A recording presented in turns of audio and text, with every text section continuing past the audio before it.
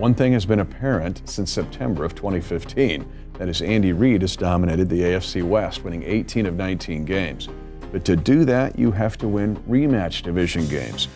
Your thoughts on why Andy Reid has been so successful, and here comes the Broncos in a rematch. Well, first of all, they won their last 6 meetings with the Broncos, so I think that's a big factor. They know this team, they prepare for these AFC West teams pretty much most of training camp. So they know them, they know the game plan, they've got those down. I think another thing, Andy Reid, of course, but then the fact that you've got a trio of Broncbusters on there with Travis Kelce, he's a Bronco killer. Patrick Mahomes has now led this team to comeback victories twice over the Broncos. And Tyreek Hill has had great games against the Broncos as well. Yeah, we know the margin of error in these games is always so small.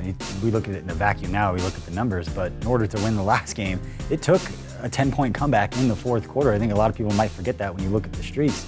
And it was also Case Keenum and Demaryius Thomas. That's a play that's going to be kind of burned in the minds of a lot of people. Works the right sideline, the pass is overthrown for an open receiver, incomplete.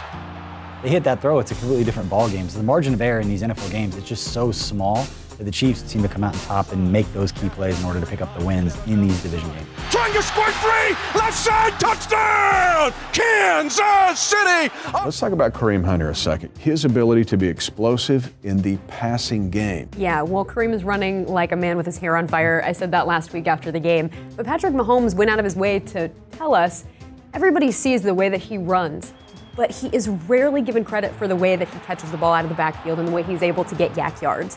He can break tackles like nobody I've ever seen. We saw it against the Bengals. The spin move, the jumping, the leaping over defenders. Hurdles a man across the 15. Kareem Hunt. He made it look easy last week against the Bengals, and I think that's what makes him so special. I think one of the most impressive plays he had, that first touchdown catch was a much more difficult catch than I think he got credit for, because that wasn't Patrick Mahomes' tightest spiral he's ever thrown in his life. And he threw that thing pretty hard in a kind of an awkward position where Kareem didn't know the ball was coming to him. Caught, the right pylon stretching out. Give it to him, touchdown, Kansas City. For him to make that catch over the top of his shoulder and then dive for the pylon, I mean, that is an impressive play. Not a lot of running backs can make that catch. Barbecue chicken. How about another sack for Denver, and it's the rookie Bradley Chubb. The two edge rushers for Denver crushed Arizona.